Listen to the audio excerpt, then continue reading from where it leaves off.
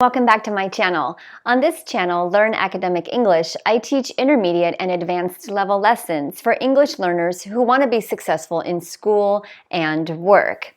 In today's video, I'm going to have a short lesson about how to introduce yourself in a few different situations. This may seem like something that is easy, but it is sometimes tricky to introduce yourself in a second language.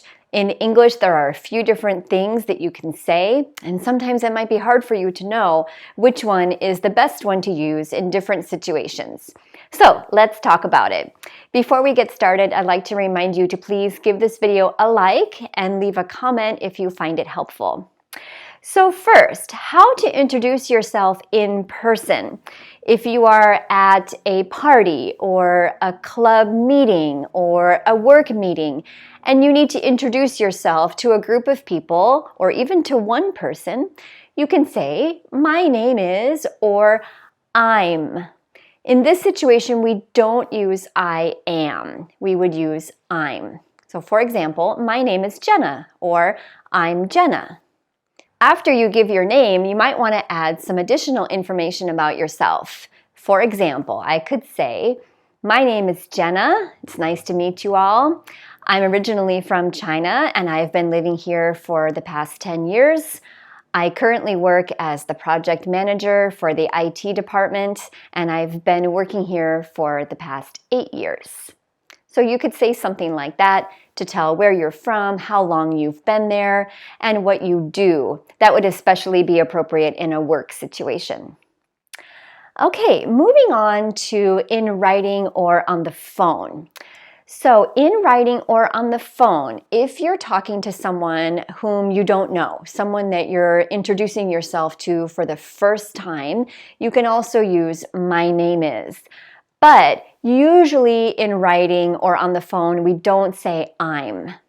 So that one would be for in person, but on the phone or in writing, we usually don't use that. But we sometimes will use "this is." So how does "this is" work? Well, first of all, we can use "this is" to tell who we are if the person already knows us.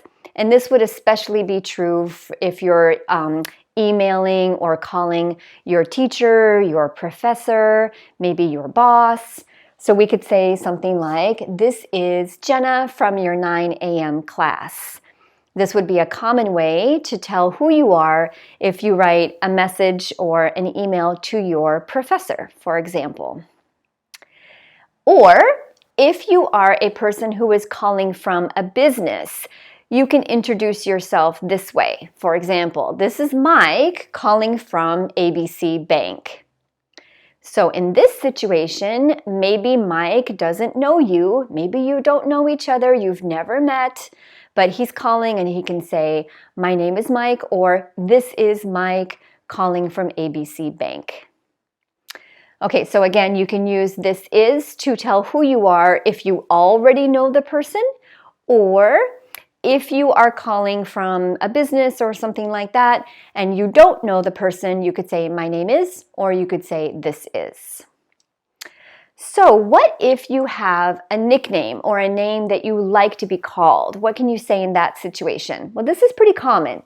So we might say something like, "My name is Jennifer," or "I'm Jennifer, but you can call me Jenna." Or you could say, "My name is Jennifer, but I go by Jenna." So again, if you have a nickname or an English name or another name that you like to be called, you can tell people to call you by saying, "You can call me," or "I go by."